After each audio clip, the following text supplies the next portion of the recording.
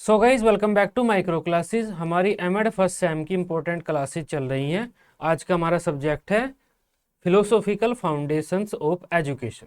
अब देखो, नॉर्मली तो हम सीसीएसयू एमएसयू की क्लासेस कर रहे हैं, लेकिन ये जो क्लासेज हैं हर यूनिवर्सिटी में काम करती हैं। एमएड का सिलेबस सेम ही है लगभग सभी यूनिवर्सिटीज़ का। तो फिलोसॉफिकल फाउंडेशंस ऑफ एजुकेशन इस सब्जेक्ट की हमारी ये सेकंड क्लास है। आज का हमारा टॉपिक रहेगा तत्व मीमांसा क्या होता है, मेटाफिजिक्स क्या होता है, उसकी कौन कौन सी समस्याएं होती हैं, कौन कौन से सिद्धांत होते हैं, ब्रांचेज क्या क्या होती है मेटाफिजिक्स की। वो सब आपके पेपर में आता है कि मेटाफिजिक्स को अपने शब्दों में वर्णन कर दीजिए, उसके विभिन्न सिद्धांतों और जो उसकी शाखाएं होती हैं उनके बारे में बताइए। तत्व मीमांसा, देखो पहली क्लास में मैंने आपको दर्शन के बारे में अच्छे से बताया था। दर्शन क्या होता है? जब भी हम चिंतन मनन करते हैं, गहन रूप से किसी तथ्य के बारे में सोचते हैं, वो हमारा चिंतन, वो प्रक्रिया हमारी दर्शन कहलाती है। इसमें हम क्या करते हैं?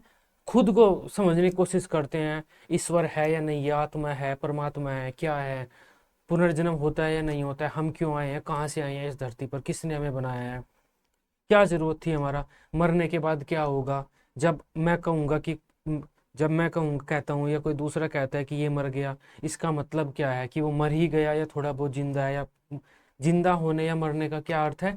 तो ये सब तथ्यों का जब हम विचार विमर्श करते हैं, विश्लेषण संश्लेषण करते हैं, वो हमारा दर्शन कहलाता है। अब दर्शन की काफी सारी शाखाएं होती है, 6 शाखाएं होती है हमारी। ज्ञान मीमांसा, तत्व मीमांसा, मूल्य मीमांसा, आचार मीमांसा, तर्क हमारा उसे भी कहते हैं, सौंदर्य मीमांसा भी होता है। तो इस तरह से 6 शाखाएं होती है जो मुख्य शाखाएं होती है दर्शन की। उसमें से सबसे मुख्य, सबसे मेन, सबसे प्राचीन शाखा है हमारी तत्व मीमांसा, मेटाफिजिक्स। एक टाइम पर हम दर्शन शास्त्र के लिए, दर्शन करने के लिए ही तत्व मीमांसा मेटाफिजिक्स का यूज किया करते थे। थोड़े टाइम बाद जब दर्शन शास्त्र की दूसरी शाखाओं का विकास हुआ तो ये एज ए शाखा बन गई, लेकिन हम शुरुआत में हमने मेटाफिजिक्स का यूज जो किया था वो दर्शन के लिए किया था।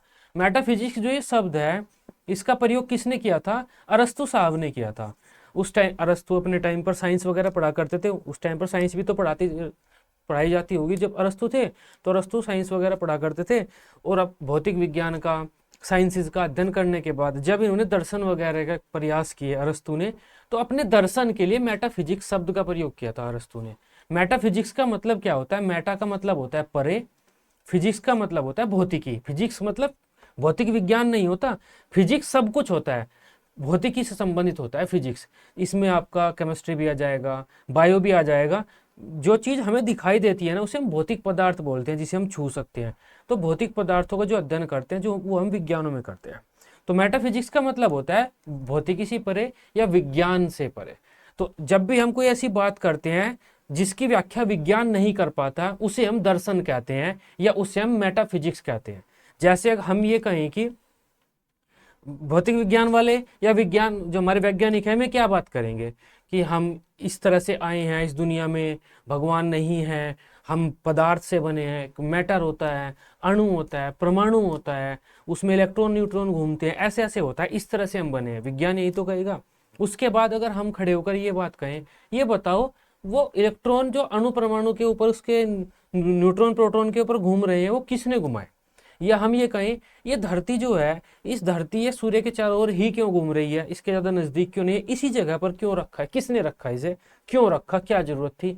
इन सब चीजों की व्याख्या विज्ञान नहीं कर सकता। इन सब चीजों की व्याख्या कौन करेगा? दर्शन करेगा। तो इसी वजह से मेटाफिजिक्स क्या है? विज्ञान से परे है। जहां पर विज्ञान खत्म, वहां से हमारा मेटाफिजिक्स शुरू है। तो थोड़ा सा दर्शन, इसकी तत्व मीमांसा की बात करते हैं। तत्व मीमांसा होता क्या है? देखो, दर्शन शास्त्र पढ़ा रहा हूँ मैं, दर्शन शास्त्र आप पढ़ रहे हैं, इसे आप सीधा सीधा सा रट कर नहीं लिख सकते, पेपर में समझना पड़ेगा, थोड़ा सा सीखना पड़ेगा। बस सुनो, जो मैं कह रहा हूँ वो सुनो, बातें आपके दिमाग में रह जाएंगी। तत्व मीमांसा, मेटाफिजिक्स। तत्व मीमांसा दर्शन शास्त्र की एक शाखा है। तत्व मीमांसा में हम क्या करते हैं? मूल तत्व की खोज करने का प्रयास करते हैं। कहाँ से हम बने हैं, किसने हमें बनाया, हमारा मूल तत्व क्या है, जड़ कहाँ है हमारी, जहां से हम चले हैं। क्या वो भौतिक पदार्थ है, जैसे कोई अणु, परमाणु? साइंटिस्ट खोजते रहते हैं ना कि ये हमारा गॉड पार्टिकल है, इससे हम सब बने हैं। तो क्या वो भौतिक पदार्थ है जिससे हम सब बने हैं? इंसान, पेड़ पौधे, जानवर, जीव जंतु सब, ये देखो मैटर वगैरह है नहीं, अणु परमाणु। तो क्या वो भौतिक पदार्थ है जिससे हम सब बने हैं, ये पृथ्वी, सब कुछ पूरा ब्रह्मांड, या वो ईश्वरीय है, ये पूरा ब्रह्मांड ईश्वर ने बनाया है। तो ईश्वर ने बनाया है तो वो कैसा है, क्यों है, कहाँ रहता है। अगर भौतिक पदार्थ से बने हम, तो भौतिक पदार्थ कौन सा है, उससे कैसे बने हैं। तो अपनी जड़ समझने की कोशिश करते हैं हम तत्व मीमांसा में। तत्व मीमांसा में हम मूल तत्व की खोज करने का प्रयास करते हैं कि हम कहाँ से बने हैं, कैसे बने हैं हम। समझ में आई बात। और जो मूल तत्व की खोज करते हैं हम, उसमें हम ऐसी ऐसी बातों की व्याख्या करते हैं, ऐसी ऐसी बातें सोचते हैं, उसमें हम भौतिक भी सोचते हैं, आध्यात्मिक भी सोचते हैं। हमारा फिजिक्स इसकी व्याख्या नहीं कर पाता, इसी वजह से हम इसके लिए मेटाफिजिक्स शब्द का प्रयोग करते हैं। तो तत्व मीमांसा में अंग्रेजी में, तत्व मीमांसा के लिए हम अंग्रेजी में मेटाफिजिक्स का यूज करते हैं, जो मेटा प्लस फिजिक्स से बना है। मेटा का तो अर्थ होता है परे, और फिजिक्स का अर्थ होता है हमारा भौतिक। तो भौतिकी से परे, भौतिक मतलब हमारा विज्ञान, विज्ञान मतलब प्रकृति, कुछ भी आप कह सकते हो, क्योंकि विज्ञान प्रकृति का ही अध्ययन करता है हमारा। तो इस प्रकृति से, इस भौतिक विज्ञान से, ये हमारे जो विज्ञानों से परे है, वो मेटाफिजिक्स है। उस टाइम पर जो हमारे अरस्तु साहब थे, उन्होंने भौतिकी का अध्ययन किया, और जब वे दर्शन की ओर अग्रसर हुए, दर्शन करना उन्होंने शुरू किया, तो अपने दर्शन के लिए उन्होंने मेटाफिजिक्स का प्रयोग किया था अरस्तु ने। और ये कहा था जो चीज विज्ञान नहीं बता पाता, वो चीज, उन सब तथ्यों के बारे में हम चिंतन मनन करते हैं, उन सब की व्याख्या करने की प्रयास करते हैं। इस वजह से हम विज्ञान से परे हैं, विज्ञान से आगे, जहां पर विज्ञान खत्म, वहां से हमारा मेटाफिजिक्स मतलब दर्शन शुरू होता है हमारा। तो तत्व मीमांसा में हम क्या करते हैं, इस ब्रह्मांड की, भौतिक जगत की खोज करने की कोशिश करते हैं, इसके मूल तत्व को पता करने की कोशिश करते हैं कि हमारा मूल तत्व क्या है, ये ब्रह्मांड, ये पूरा संसार, हम सब कुछ कहाँ से बने हैं, कहाँ से आए हैं, ईश्वर ने बनाया है, किसने बनाया है हमें। तथा यह जानने का प्रयास किया जाता है कि जो पूरा ब्रह्मांड है, ये किसने बनाया है, इसकी उत्पत्ति कैसे हुई है, और जरूरत क्या थी इसे, स्वरूप कैसा है, सब कुछ जानने की कोशिश करते हैं हम कहाँ से आए हैं इसका। कुछ दार्शनिक हमारा जो भौतिक संसार है, हम सब हैं, इसकी उत्पत्ति मानते हैं भौतिक तत्व की, जल, आयु, जल हमारा वायु है, इससे हमारा बना है ये संसार। जैसे एक सबसे प्राचीन वैज्ञानिक हम किसे मानते हैं, थेल्स को मानते हैं। ग्रीक, जो ग्रीक साइंटिस्ट हुए हैं ना, हमारे साइंटिस्ट बोल रहा हूँ मैं, ग्रीक हमारे फिलोसफर हुए, तो सबसे प्राचीन फिलोसफर हम किसे मानते हैं, थेल्स को मानते हैं। थेल्स ने एक कहा था कि ये पूरी दुनिया पानी से बनी, पानी से बनी है, तो उन्हें हमने दार्शनिक का टैग दे दिया। तो ये क्या है, कुछ हमारे जो दार्शनिक हैं, वे इस संसार की उत्पत्ति भौतिक पदार्थ से मानते हैं, वहीं कुछ दार्शनिक इस संसार की उत्पत्ति ईश्वरीय मानते हैं, चेतना को मानते हैं, डिवाइन मानते हैं कि भगवान है, भगवान नाम की कोई चीज है, उसने बनाया है ये। तो वो दूसरी समस्या उनके सामने खड़ी हो जाती है जब ये भगवान कहते हैं, जब ये कहते हैं कि भौतिक पदार्थ से बना है संसार, तो इनके सामने दूसरी समस्याएं खड़ी हो जाती है। उन सब की बात आगे करेंगे। तो चाहे भगवान हो, चाहे कुछ भी हो, हम तत्व मीमांसा में क्या करते हैं, अपने इस भौतिक जो जगत है हमारा, इसकी मूल तत्व की खोज करने का प्रयास करते हैं कि ये कहाँ से बना है, हम कहाँ से आए हैं, हम कौन है, संसार कैसे बना है, संसार की खोजबीन करते हैं हम। भगवान ने बनाया तो भगवान की खोजबीन करते हैं, वो कहाँ रहता है, कहाँ नहीं रहता। इस प्रकार हम तत्व मीमांसा में आत्मा, परमात्मा, इस भौतिक जगत, तीनों की खोज करते हैं, तीनों के बारे में जानकारी प्राप्त करने का और ज्ञान प्राप्त करने का प्रयास करते हैं। देखो, तत्व मीमांसा ही आपका पूरा दर्शन है। पूरा दर्शन तत्व मीमांसा मान लो, बाद में उसकी कुछ शाखाओं का जन्म हुआ है, ज्ञान मीमांसा, मूल्य मीमांसा, लेकिन ज्यादातर जो दार्शनिक हुए हैं, ज्यादातर हमारा जो इंटरेस्ट होता है दर्शन में, वो तत्व मीमांसा में ही होता है। ज्ञान मीमांसा, मूल्य मीमांसा, ये सब जो है, ये हमारे विचारों वाली बातें हैं, सिद्धांतों वाली बातें हैं, इनमें ज़्यादा इंटरेस्ट नहीं आता, सर दर्द होने लगता है। तत्व मीमांसा एक इंटरेस्टिंग टॉपिक है। हम इसमें अपने भौतिक संसार की भी खोजबीन करते हैं, भगवान, सब कुछ करते हैं हम इसमें, बस ये जानने की कोशिश करते हैं हम कहाँ से आए हैं, किसने हमें बनाया है, क्या जरूरत थी हमें बनाने की। अतः तत्व मीमांसा में ब्रह्मांड की उत्पत्ति, इसके स्वरूप, ईश्वर के स्वरूप, ईश्वर की उत्पत्ति, ईश्वर ने हमारी उत्पत्ति की है या नहीं की है, आत्मा होता है या नहीं होता है, परमात्मा क्या है, पुनर्जन्म होता है या नहीं होता है, ये हमारी मन चेतना, ये सब क्या होते हैं। हम कहते हैं ना कि आत्मा ने सब, भगवान ने सब बनाया है, और भगवान का ही एक कण आत्मा रूपी हमारे शरीर में रहता है, जिसे हम चेतना भी कह देते हैं। आत्मा के कारण ही चेतना का वास होता है। तो वो आत्मा, चेतना, वो सब क्या है। अब देखो, हर चीज जुड़ी हुई है। जब हम अपने संसार की खोज करने जाते हैं कि कैसे बने हैं हम, कहाँ से आए हैं, मूल तत्व क्या है हमारा, तो कुछ लोग कहेंगे कि भगवान ने बनाया हमें, कुछ लोग कहेंगे कि भौतिक पदार्थ से बने हैं। तो हम उस भौतिक पदार्थ की खोज में लग जाएंगे, जो अणु परमाणु होते हैं, इनकी खोज में लग जाएंगे, हम इन पे रिसर्च करेंगे, हमारा वहाँ से फिजिक्स, केमिस्ट्री वगैरह निकलेगी, साइंस जो हमारी भौतिक साइंस वगैरह है, ये सब निकलेंगे यहाँ से। इसके अलावा कुछ लोग कहेंगे कि ईश्वर ही है, तो ईश्वर की भी खोज करनी पड़ेगी, भाई है या नहीं है, कैसे है, स्वरूप क्या है। ईश्वर का एक कण हमारे अंदर आत्मा है, तो हमें खुद की भी खोज करनी पड़ेगी, आत्मा है, कैसे है, क्यों आत्मा है, हम कैसे बोलते हैं, कैसे क्यों सोचते हैं, हम पत्थर तो नहीं सोचता, तो सबकी खोज करनी पड़ेगी। तो हम इन सब तथ्यों की चिंतन मनन करते हैं, विचार विमर्श करते हैं, तथा अपने मूल जड़ को जानने का प्रयास करते हैं। तत्व मीमांसा में हम कहाँ से आए हैं, क्यों आए हैं, तत्व मीमांसा की समस्याएं।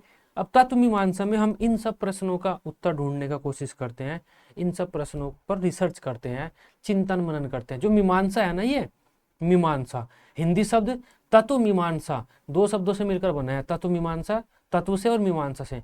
मीमांसा का मतलब होता है खोजबीन करना किसी चीज की। मान लो आपके पास कोई तथ्य है, तो आप उसकी मीमांसा कर रहे हैं, खोजबीन कर रहे हैं, वो क्यों है, कैसा है, रिसर्च कर रहे हैं उसके ऊपर। मीमांसा का मतलब ये होता है। तो तत्व मीमांसा की समस्याएं क्या होता है, तत्व मीमांसा में हम इन सब प्रश्नों पर मीमांसा करते हैं। पहला, इस संसार का मूल तत्व क्या है, जड़, एक छोटा सा कण, वो किससे बना है, ये ईश्वर से बना है, तो ईश्वर किस रूप में है, कहाँ है ईश्वर इस संसार में, ये संसार से बाहर है। आगे आगे बात करेंगे, बड़ा इंटरेस्टिंग टॉपिक है तत्व मीमांसा, सब बातें आगे करेंगे हम जब इसके सिद्धांत वगैरह पढ़ेंगे। ये दुनिया किसने बनाई है, कैसे बनाई है। अब देखो, जब आप दर्शन, मैं आपको सांख्य दर्शन वगैरह पढ़ाऊंगा तो वहां पर पता चलेगा आपको दुनिया कैसे बनी है, इस पर भी रिसर्च हुई है। किसी भी चीज के बनने के लिए दो चीज चाहिए, कुछ बन रहा है ना, तो इसका मतलब है दो चीज होनी चाहिए। पहला तो कारण होना चाहिए, उसके बनने का कोई कारण होगा। दूसरा, कोई पदार्थ होना चाहिए, किसी न किसी पदार्थ से वो बनी होगी। अगर हम किसी चीज का कारण जान लें, किस कारण से ये बनी है, और वो पदार्थ जान ले किस पदार्थ से बनी है, तो हम समझ सकते हैं हमें किसने बनाया है, क्यों बनाया है, क्या औचित्य उसका रहा होगा, हम उस तक जा सकते हैं। तो ये दुनिया किसने बनाई है, कैसे बनाई है, क्यों बनाई है, उसका क्या उद्देश्य था, वो सब हम रिसर्च वगैरह करते हैं तत्व मीमांसा में। नेक्स्ट है हमारा अस्तित्व की क्या प्रकृति है, उसके क्या विभिन्न रूप है जो हम अस्तित्व में देख रहे हैं, इसकी क्या है भी या नहीं है। क्योंकि कुछ हमारे लोग अध्यात्मवादी कहते हैं ना कि भगवान ने इस दुनिया को बनाया और ये छलावा है, तो अस्तित्व जो हमें दिख रहा है उस अस्तित्व की क्या प्रकृति है भी या नहीं, ये सच में ही छलावा है, इसके बारे में भी मैं आपको बताऊंगा ये सच में छलावा है या नहीं है। नेक्स्ट है क्या कोई ईश्वर है, अगर ईश्वर है तो वो कहाँ है, यहीं पर है, वहां पर है, अगर है तो उसका स्वरूप क्या है, वो किससे बना है। अगर मैं ये कह देता हूँ ये संसार पूरा ईश्वर ने बनाया है, तो मेरा सवाल तो जो का तो यही रह गया ना, मूल तत्व क्या है मेरा, भाई ईश्वर भी तो पहले किसी चीज से बना होगा ना, तो वो बताओ मुझे ईश्वर किससे बना, और वो जो तत्व है वो किसने बनाया, वो कहाँ से आया। यही तो दर्शन है, खोजबीन करते रहो, खोदते रहो एक बात को जब तक कुछ नया ना मिल जाए, यही तो दर्शन होता है। तो मूल तत्व क्या है, उसके बाद ब्रह्मांड में मनुष्य का क्या स्थान है, क्यों हम क्यों पैदा हुए। हम सोचते, मान लो ब्रह्मांड ये भी तो है, मंगल भी तो ग्रह है, वो भी तो ब्रह्मांड का स्वरूप है कि भाई पेड़ पौधे नहीं है उसमें, इंसान नहीं है, तो पृथ्वी पे क्या जरूरत थी हम पैदा हुए। एक तो हम पैदा हुए, ऊपर से बैठ के सोच रहे हैं भगवान है या नहीं है। अरे बताओ हमें किसने पैदा कर दिया, अरे जिसने पैदा किया क्यों किया, हम मैं कौन हूँ, मतलब मैं कौन हूँ, मैं कहाँ से आया इस दुनिया में, जो बैठ के शेर तो नहीं सोच रहा बैठ के कि भगवान है या नहीं है, चमगादड़ भी नहीं सोच रहा, ये बिल्ली मेरे पास बैठी हुई ये भी नहीं टेंशन ले रही, मैं क्यों गधा हो रहा हूँ, मैं क्यों सोच रहा हूँ भगवान है या नहीं है। क्या मैं सच में भगवान का स्वरूप हूँ, क्या भगवान ने मेरे अंदर अपना कोई कण डाला है जिस वजह से मैं भगवान के बारे में सोच रहा हूँ, तो वो सब चीजें। मैं कौन हूँ, द्रव्य मतलब ये पदार्थ क्या है, विश्व अनेक है या अनेक है, विश्व का क्या अर्थ होता है, ब्रह्मांड क्या होता है, मनुष्य की उत्पत्ति कैसे हुई है। तो इन सब प्रश्नों का हम उत्तर ढूंढने की कोशिश करते हैं तत्व मीमांसा में। अब आप समझ गए ना तत्व मीमांसा क्या होता है। तत्व मीमांसा में हम मूल तत्व की खोज करते हैं कि हम सब किससे बने, ब्रह्मांड कैसे बने, कहाँ से आया है। वो तत्व ईश्वरीय भी हो सकता है, भौतिक भी हो सकता है, कुछ भी हो सकता है। तो हम ये जानने की कोशिश करते हैं कहाँ से आए हैं हम, सब कहाँ से बने हैं तत्व मीमांसा में। अब तत्व मीमांसा की कुछ शाखाएं होती हैं। पहला होता है हमारा तत्व विज्ञान, इसे हम ओंटोलॉजी बोलते हैं। दूसरा होता है विश्व विज्ञान, इसे हम कोस्मोलॉजी बोलते हैं। तीसरा होता है ईश्वर विज्ञान, इसे हम थियोलॉजी बोलते हैं। चौथा होता है हमारा मनोविज्ञान, इसे हम साइकोलॉजी बोलते हैं। अब देखो, मनोविज्ञान में आपने पढ़ा होगा कि मनोविज्ञान पहले दर्शन की ही एक शाखा था, बाद में ये दर्शन से अलग हुआ। ये देखो, दर्शन की तत्व मीमांसा जो ब्रांच है उसकी एक शाखा है हमारा मनोविज्ञान, क्योंकि तत्व मीमांसा अपने आप में पूरा दर्शन ही मानते हैं, तो दर्शन की एक शाखा भी कह देते हैं मनोविज्ञान को हम। समझ में आई बात। अब इनके बारे में पढ़ते हैं। तत्व मीमांसा में हम मूल तत्व की खोज करते हैं। तत्व विज्ञान क्या है? ओंटोलॉजी। कुछ लोग देखो, आप एमएड में हो, रिसर्च फील्ड में हो, जब भी आप रिसर्च फील्ड में कोई प्रोग्राम पढ़ते हो, कोई भी आप कोर्स करते हो या कोई भी टॉपिक पढ़ते हो, उसमें फिक्स नॉलेज नहीं मिलती आपको, सारे पर्सपेक्टिव बताए जाते हैं, ये ऐसा है, ये ऐसा भी है, ऐसा भी है, आपकी मर्जी, आप किसे माने। कुछ लोग ओंटोलॉजी को तत्व मीमांसा ही मानते हैं कि जो अर्थ तत्व मीमांसा का है वही ओंटोलॉजी का है। ओंटोलॉजी में हम अपने भौतिक संसार की खोजबीन करते हैं और ये जानने की कोशिश करते हैं कहाँ से आया है, कैसे बना है। ये पेड़ पौधे, पत्ते, मूर्ति, ये सब, ये जो पत्थर, पानी, इन्हें तोड़ते फोड़ते हैं, अंदर देखते हैं इनके अंदर क्या है, किस तत्व से बने हैं। ओंटोलॉजी में हम ये करते हैं।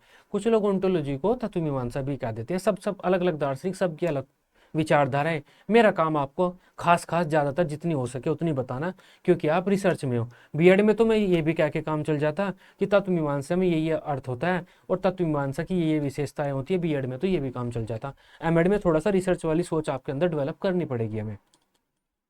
समझ गए?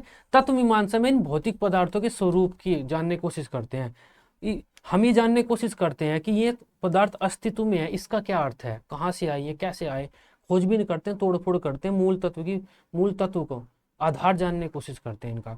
विश्व विज्ञान, इसे हम ब्रह्मांड विज्ञान भी बोलते हैं, कोस्मोलॉजी।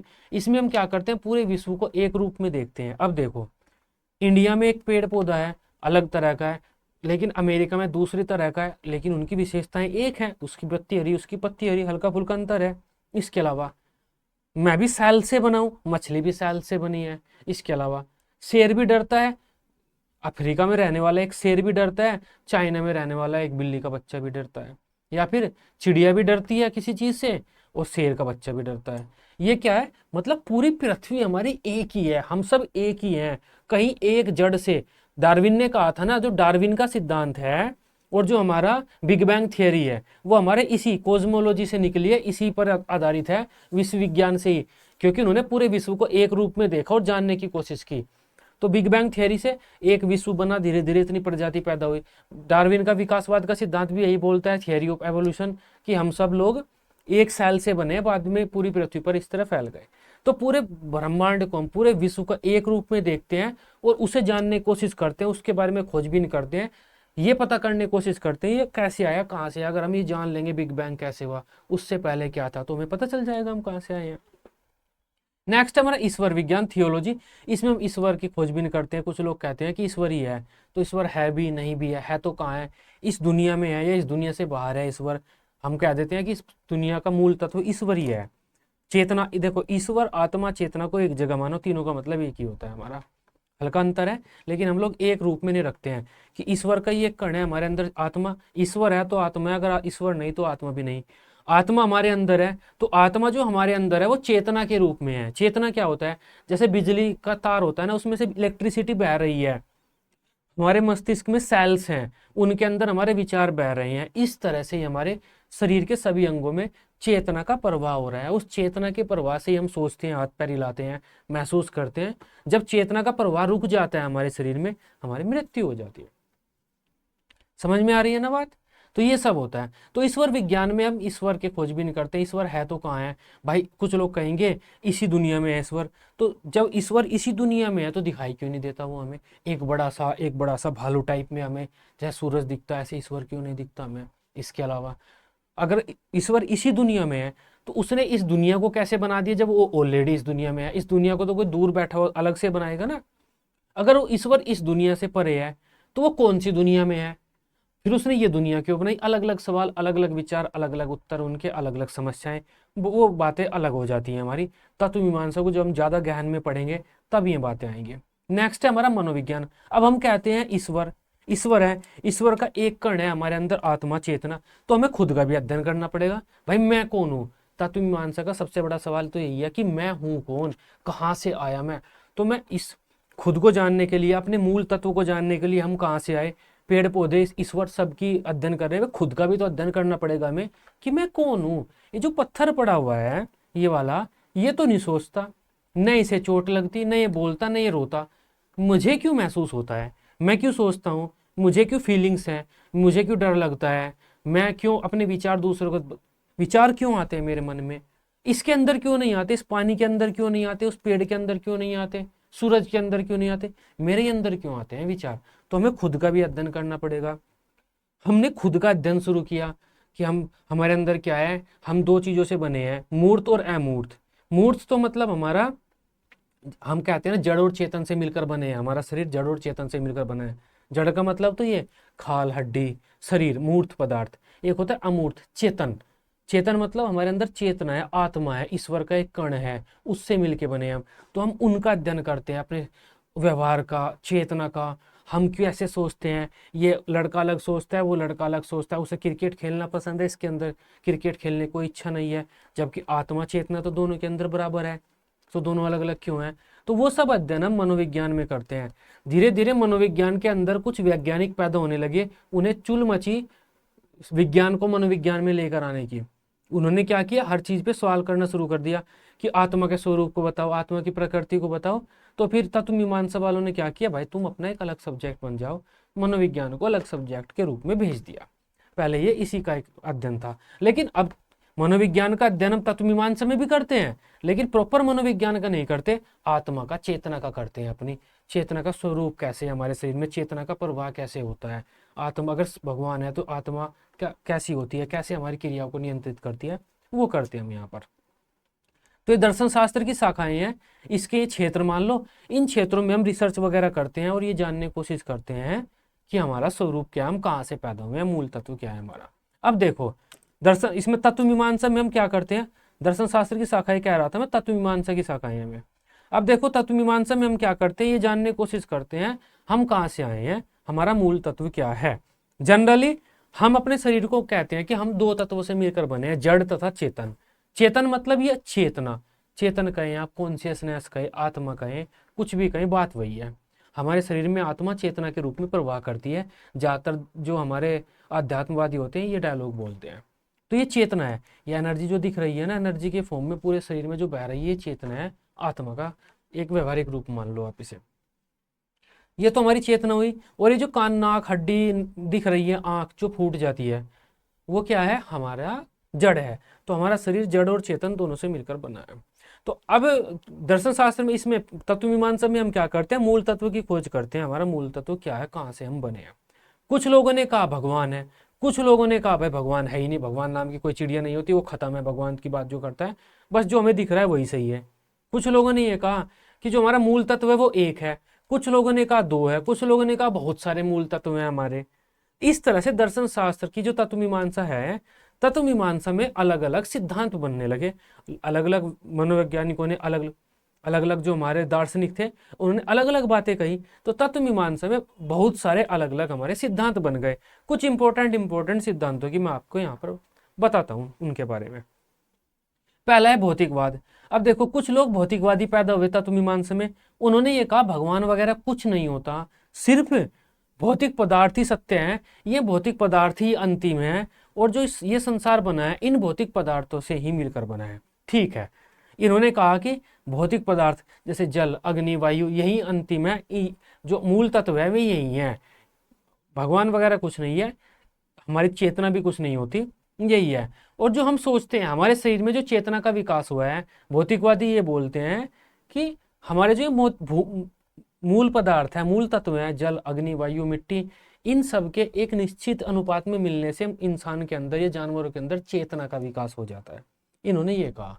इनकी बात पहले तो गलत मानी जाती थी, लेकिन आजकल ये भी भौतिकवादी भी अपने अकड़ में रहने लगे हैं। जब से कंप्यूटर आया है, एआई आया है। अब एआई क्या है, हमने क्या किया है, भौतिक पदार्थों को एक निश्चित अनुपात में निश्चित तरीके से रखा है। कंप्यूटर सोच रहा है, महसूस भी कर रहा है, सब कुछ कर रहा है जो चीज हम कर रहे हैं। कंप्यूटर के सामने रखो, देखकर बता देगा कितने डिग्री टेम्परेचर है, आप तो देखकर बता भी नहीं सकते, वो तो आपसे ज्यादा महसूस कर रहा है कंप्यूटर। तो समझ रहे हो, सोच भी रहा है। मतलब भौतिकवादी कह रहे हैं जैसे कंप्यूटर में चेतना का विकास हो सकता है, ऐसे हमारे भौतिक तत्व जो हैं, जल जल अग्नि वायु, ये सब, इन सब का अपना स्वरूप है, ये इन सब से हमारा ये संसार बना है, यही हमारे मूल तत्व है। तो इनका मानना यह है कि जो मूल तत्व है वो भौतिक है, आत्मा वगैरह वाला नहीं है। अध्यात्मवादी ये बोलते हैं, हमारे इनकी समस्या ये होती है, ये कहते हैं कि जो मूल तत्व है हमारा ईश्वर ही है, ईश्वर से बना है। अब इनके सामने अपनी अलग समस्याएं हैं, ईश्वर की व्याख्या करना, उनके स्वरूप की व्याख्या करना, इस दुनिया में है या कहीं और है। अगर वो कहीं और है तो उसने क्यों बनाया, क्या जरूरत थी उसे बनाने की। ईश्वर के सामने हम इतने इतने से होंगे, इतने ये भी मैंने बड़ा कह दिया, तो उसे हम दिखाई नहीं देंगे, तो फिर वो कैसे हमारा भला करेगा, सुनता कैसे है वो हमारी, क्या जरूरत पड़ी है उसे सुनने की। अगर जो एक शेर बैठा हुआ है वो ये कह रहा है कि शेर भी तो भगवान का ही स्वरूप है, उसके अंदर भी तो आत्मा है। शेर ये कह रहा है कि भगवान मैंने कभी जिंदगी में इंसान नहीं खाया, बस एक इंसान दे दी, मैं तेरा परम भक्त रहा हूँ, ठीक है। तो अचानक से भगवान ने क्या किया, इंसान के साथ शेर के सामने एक इंसान को लेकर आ दिया। इंसान जा रहा था, उसके सामने अचानक से शेर आ गया। शेर की इच्छा पूरी हो गई, वो कहने लगे थैंक यू भगवान, तूने मेरी सुन ली, मैं इंसान खाने के लिए मांग रहा था, तूने दे दिया। इंसान ने हाथ जोड़ लिया, भगवान मेरी आज मदद कर दो, शेर से बचा दो। भगवान के लिए तो दोनों बराबर। अब बताओ इंसान भगवान क्या करेगा। इनकी भी अपनी समस्याएं हैं अलग। द्वैतवाद, द्वैतवादी क्या मानते हैं, इस संसार की उत्पत्ति दो तत्वों से हुई है, दो तत्व आपस में मिलकर बने हैं। अब द्वैतवाद में भी अलग अलग विचारधाराएं हैं। हमारे एक द्वैतवादी दर्शन कौन सा है, सांख्य दर्शन है। सांख्य दर्शन प्रकृति और पुरुष को मानता है मेन, कि प्रकृति और पुरुष, पुरुष से मतलब आत्मा है, तो प्रकृति और आत्मा आपस में मिलकर इस पूरी दुनिया का निर्माण किया है। तो द्वैतवाद में ज्यादातर दो तत्वों को मेन माना जाता है, एक होता है जड़ और एक चेतन। जड़ मतलब यही पदार्थ जितने भी हमें दिख रहे हैं, ये जो जिनमें पदार्थ भार होता है, जो स्थान घेरते हैं, जो मैटर होते हैं हमारे, वो हमारा जड़ होता है। तो एक तो हमारा मैटर, जड़ कहते हैं जिसे हम, एक पदार्थ तो ये है जितने भी हमें दिख रहे हैं। एक हमारे अंदर चेतना, चेतना हमारा भगवान का स्वरूप होता है। तो ये दोनों पदार्थ, दोनों चीजें आपस में मिले हैं, और इनके मिलने से हमारा ये पूरी सृष्टि बनी है। मतलब इन्होंने क्या कहा द्वैतवादियों ने, कि देखो दोनों पदार्थ मूल है, दोनों मेन है, दोनों अलग अलग है, बिल्कुल जड़ अलग है, ये हमारा ये अलग है, चेतना अलग है। तो इनके सामने ये समस्या आ जाती है कि जब जड़ अलग है और चेतना अलग है, तो ऐसा क्यों होता है। जब मेरे चोट लग गई, हम कहते हैं ना चोट लग गई मेरे शरीर में, जब मुझे चोट लग गई तो मैं सोच नहीं पाता हूँ, क्योंकि सोचना तो चेतना का काम है, चोट लगना शरीर का काम है जो कि जड़ है, दोनों अलग अलग हैं। ऐसा क्यों होता है। और ऐसा क्यों होता है, जब मुझे कोई टेंशन होती है तो मैं काम ठीक से नहीं कर पाता। काम ठीक से करना शरीर का काम है, हाथों का, टेंशन चेतना को ही है। तो ऐसा क्यों हो रहा है जब दोनों अलग अलग हैं। तो इनकी अपनी समस्या है, सबकी अपनी समस्या है। एकाद्ववाद क्या कहता है कि भाई दो तत्व नहीं है, जड़ और चेतन दो तत्व नहीं है, बस एक मूल तत्व है। इसमें कुछ लोग भौतिक तत्व को मूल मानते हैं, कुछ लोग आध्यात्मिक तत्व को मूल मानते हैं। अब जो लोग भौतिक तत्व को मूल मानते हैं, उनकी ये समस्या है कि मान लो उन्होंने किसी एक भौतिक तत्व को मूल मान लिया, कुछ भी हो सकता है वो, अणु परमाणु कुछ भी। अब इनकी ये समस्या है, अब ये जो हमारे जल मिट्टी अग्नि वायु ये भौतिक तत्व हैं, इन्हें मिलाकर आपस में विचार बनाओ। लोहा सोना चांदी मिट्टी जल सबको आपस में मिलाओ और विचार बनाओ। बना सकते हैं, नहीं बना सकते, इनकी ये समस्या है। अगर ये कहें चलिए विचार ही मेन है, हमारे अंतिम तत्व विचार है, हमारे विचार मतलब आत्मा चेतना भगवान विचार एक ही चीज होती है ये सब कुछ, तो अंतिम तत्व हमारी चेतना ही है, हमारे विचार ही है, चलिए ठीक है। अगर एकत्ववादी ये मोनिज्मी वाले ये बोलेंगे कि एक ही तत्व है, विचार हमारे भगवान चेतना ही मेन है आखिरी में। तो अब चेतना को इकट्ठी करो सब लोगों की, उससे लोहा बनाकर दिखाओ हमें, या उससे जल बनाकर दिखाओ। जब हर चीज चेतना से बनी है, चेतना मूल तत्व है, तो चेतना से लोहा भी बना है, मिट्टी बनी है, तो बनाकर दिखाओ। इनकी अपनी समस्या है। उसके बाद अनेकत्ववादी आ जाते हैं, इन सबको नकार देते हैं, भाई तुम वो खत्म आदमी। अनेकत्ववाद मतलब बहुत सारे तत्व हैं प्रकृति में, उन सबका अपना स्वरूप है, अपने आप में मूल है। अब पानी से कभी लोहा नहीं बन सकता, लोहा से कभी पानी नहीं बन सकता, वायु से कभी हमारी वायु से हमारी कभी जल नहीं बन सकता, या फिर हम क्या कह सकते हैं, जल से हमारी कभी अग्नि नहीं पैदा हो सकती, या अग्नि हमारी जल में कन्वर्ट नहीं हो सकती। मेरे पास 10 किलो अग्नि है, मैंने उसका जल बना दिया, या मेरे पास 10 किलो आग है, मैंने सोना बना दिया उसका, ऐसा नहीं होता। तो ये जो हर तत्व है ये अपने आप में विशिष्ट है, विशेष है। तो अनेक तत्व हैं, उन सब से मिलकर ये संसार बना है, ये कह के ये पल्ला झाड़ लेते हैं अपना अनेकत्ववादी। उसके बाद तटस्थवाद आता है। तटस्थवादी अलग ही मजा लेते हैं अपना, न्यूट्रलिज्म। ये कहते हैं कि जो जिस तत्व से जिसने हमें बनाया है वो हमारे सामने आ ही नहीं सकता। भगवान ने क्या किया है, तटस्थवादी ये कहते हैं भगवान ने क्या किया, एक कमरा बनाया, उसमें 10-12 चिड़िया रखी, पेड़ पौधे रखे, इंसान रख दिए, और भगवान बाहर है। जिस तत्व से उसने बनाया वो तत्व है ही नहीं वहां पर। या भगवान ने उस कमरे में 10-12 तत्व रखे, जबकि हजारों तत्व हैं। तो तटस्थवादी ये कहते हैं कि भगवान ने इस संसार को बनाया है और हम लोग इसी संसार का हिस्सा हैं। इस संसार का हिस्सा होने के कारण हम इस संसार के सभी पक्षों को, सभी तत्वों को नहीं देख पाते। बस हम दो तत्वों में उलझे पड़े हैं, चेतन अचेतन, जड़ और चेतन। जड़ चेतन, हम लोग जड़ चेतन खेल रहे हैं और दूर बैठा भगवान देख रहा है, अरे पागल है, जड़ चेतन खेल रहे हैं। ये देखो ऊपर 1000 तत्व हैं जिनसे मैंने तुम्हें बनाया है, तो हम लोग उन्हें देख नहीं पाते। हमारी सोच ये वाइड, इतनी वाइड नहीं है। तटस्थवादी है ना, आप इसे 2D 3D डायमेंशन से समझ सकते हैं। हम लोग कहते हैं ना कि 3D डायमेंशन में हम इस दुनिया को देखने लगे हैं, लेकिन जैसे हम 8D डायमेंशन में चले जाएंगे तो हम इस सृष्टि के स्वरूप को भी समझने लगेंगे। तो जितने डायमेंशन हमारे बढ़ते जाएंगे उतने ज़्यादा तत्व हम देखते जाएंगे। अब देखो, ये है 2 स्लिट टेस्ट। इसे डबल स्लिट टेस्ट या 2 स्लिट टेस्ट भी बोल देते हैं। डबल स्लिट टेस्ट, इसके बारे में सर्च कर लेना, बहुत अच्छा टेस्ट है। अभी जो डबल स्लिट टेस्ट है, ये अध्यात्मवादी इसका बड़ा यूज करते हैं। साइंटिस्ट फॉर्म में मैं बता रहा हूँ आपको, ये वाले अध्यात्मवादी। और जो भौतिकवादी है वे AI का ज़्यादा यूज करते हैं। भौतिकवादी ये कहते हैं कि ये संसार में सिर्फ भौतिक पदार्थ मेन है, चेतना वगैरह कुछ नहीं होती। भौतिक पदार्थ एक निश्चित स्वरूप में मिले हैं जिससे हमारे अंदर चेतना का विकास हुआ है और हम सोचने समझने लगे हैं। चेतना क्या है? हमारा सोचना, महसूस करना, वो सब चेतना ही तो है। जनरली हम इसमें क्या करते हैं, खुद को तो समझने की कोशिश करते हैं कि मैं कौन हूँ, कैसे हैं, तो मैं चेतना हूँ, ये मेरा शरीर है। जैसे जब मैं कहता हूँ ना कि मैं कौन हूँ, अगर मुझ में ये कह रहा हूँ मैं बीमार पड़ गया, तो मैं क्या है? मेरे अंदर वाली चेतना में है या मेरा शरीर में है? क्योंकि हम दो तत्वों से मिलकर बने हैं ना, चेतना और जड़ से। तो जब मैं कहता हूँ कि मैं बीमार हो गया, तो मैं बीमार हूँ, चेतना थोड़ी बीमार हुई है, मेरा शरीर ही तो बीमार हुआ है। तो मैं ये कैसे कह सकता हूँ कि मैं हूँ? मैं मतलब मेरा शरीर है।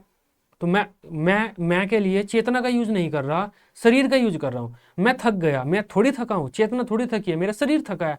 तो मैं का अर्थ मेरी चेतना थोड़ी हुई, मेरा शरीर हुआ। तो ये बहुत बारीक बातें हैं, आप थोड़ा समझो। अगर कोई दार्शनिक जा रहा है और आप ये कहते हैं यार मैं चल रहा हूं, दार्शनिक बोलेगा यार गधे तू नहीं चल रहा, तेरा शरीर चल रहा है। मैं का मतलब तो अहम, मेरे अंदर जो आत्मा है, शरीर है, मैं का मतलब वो है, तो तू नहीं चल रहा। फिर मैं कहता हूं मैं बीमार पड़ गया, अरे गधे तू नहीं बीमार पड़ा, तेरा शरीर बीमार पड़ा है, तेरे अंदर जो चेतना है तू तो वो है, मैं का मतलब वो आत्मा। तो बच्चा बैठकर सोचेगा बता, कल तक तो मैं बीमार हो रहा था, आज मैं बीमार भी नहीं हो रहा। तो बड़ी गहन गहन बातें हैं। तो भौतिकवाद और अध्यात्मवाद इन्हीं की व्याख्या करने की कोशिश करते हैं। भौतिकवाद तो ये कहता है कि ये भौतिक तत्व ही मेन है, अध्यात्मवाद कहता है कि भगवान मेन है, ये संसार एक छलावा है।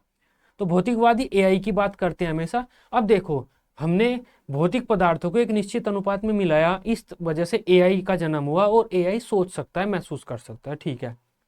इसी तरह से भगवान ने भौतिक तत्वों को एक निश्चित अनुपात में मिलाया, जड़ चेतन, चेतन नहीं कह सकते, जड़ अग्नि व हम पांच पंच तत्वों से मिलकर बने हैं ना, जल वायु अग्नि मिट्टी, इस तरह से 5 तत्वों से मिलकर हमारा शरीर बना है और उससे हमारे अंदर चेतना का विकास हो गया। ये भौतिकवादी कहते हैं। और ये हमारे अध्यात्मवादी क्या कहते हैं? ये संसार है, ये छलावा है, ये संसार जिस स्वरूप में हमें दिखाई देता है उस स्वरूप में ये नहीं है। तो ये हमेशा डबल स्लिट टेस्ट की बात करते हैं। इसे पढ़ना, इसे समझना, डबल स्लिट टेस्ट को नेट पर सर्च कर लेना। डबल स्लिट टेस्ट में क्या होता है मैं इसे बताऊं, ये साइंस वाले बच्चे तो इसे समझ लेंगे। अब देखो, चीजें दो तरह की होती हैं, वेव या फिर पार्टिकल। अगर कोई चीज जितनी भी हमें चीजें दिख रही है ना, वे दो फॉर्म में है, या तो वेव में है या पार्टिकल में है। जैसे जल, पानी वेव में होता है, आवाज वेव में होती है, आवाज ऐसे जाती है ना वेव में, पानी भी ऐसे चलता है वेव में। जबकि मिट्टी कण है, छोटे छोटे कण है मिट्टी का। तो कुछ चीज कण होती है, जैसे हमारा पत्थर है वो कण है, उसे बारीक बारीक तोड़ देंगे। तो जो चीजें हैं ना ये, तो या तो वो वेव है या पार्टिकल है। तो लाइट या तो वेव हो सकती है या पार्टिकल हो सकती है, क्योंकि लाइट ही हमारे संसार को देखने का नजरिया है। लाइट को अगर हम समझ लें तो इस संसार के बारे में भी समझ लेंगे। अगर हम ये करें, अगर एक स्लिट लें, इस तरह से एक सीट लें हम, उसमें 2 सुराख कर दें, इस तरह से 2 सुराख करें और यहाँ से लाइट गुजारे अपना प्रकाश, उसे आप फोटोन कह लो, इलेक्ट्रॉन कह लो, लाइट कह लो। तो अगर हम लाइट गुजारें, अगर लाइट वेव है, प्रकाश अगर वेव है, तो वो इस तरह से पैटर्न बनाएगा सामने, क्योंकि दोनों जो ये हमारे होल हैं इनसे वेव निकलेगी, वेव ऐसे चलती है, दोनों सुराख से निकलेगी और आगे जाने के बाद 2 वेव बन जाएंगी। यहाँ पर तो एक है, वे दोनों आपस में टकराएंगी और इस तरह का पैटर्न मिलेगा। लेकिन अगर लाइट हमारा पार्टिकल है तो क्या होगा? लाइट हमारा जो पार्टिकल है, बारीक बारीक कण, में इन दोनों सुराख से जाएंगे और यहाँ पर ऐसे पार्टिकल पार्टिकल दो जगह, ऐसा पूरा फैलेंगे नहीं क्योंकि पार्टिकल थोड़ी फैलेंगे, वेव ही तो फैलती है, ऐसे होगा।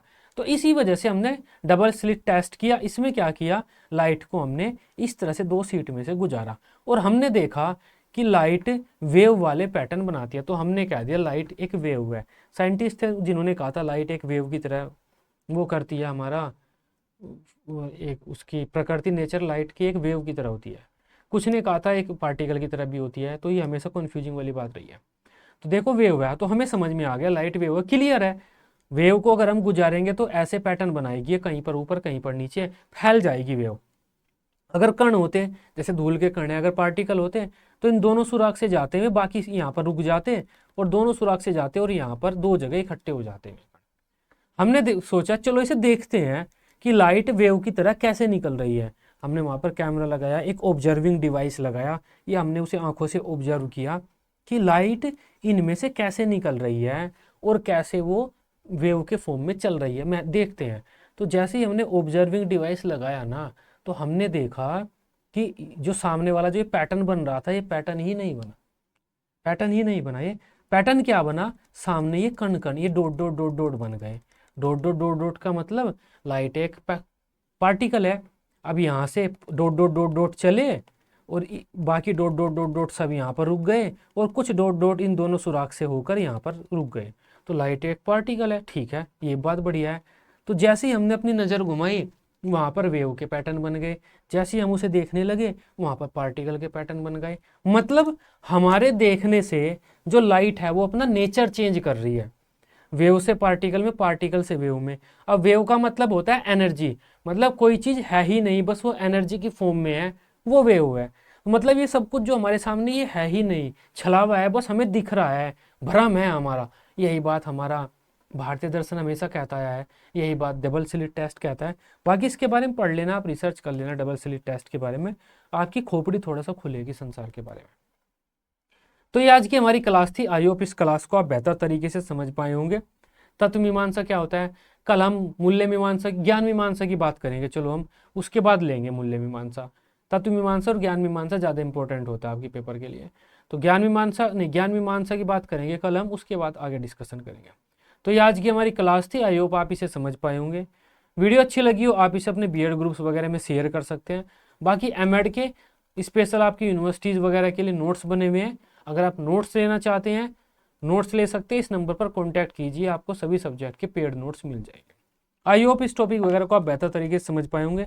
वीडियो अच्छी लगी हो आप इसे अपने एमएड ग्रुप्स वगैरह में दोस्तों के साथ शेयर कर सकते हैं। Till then bye bye, take care.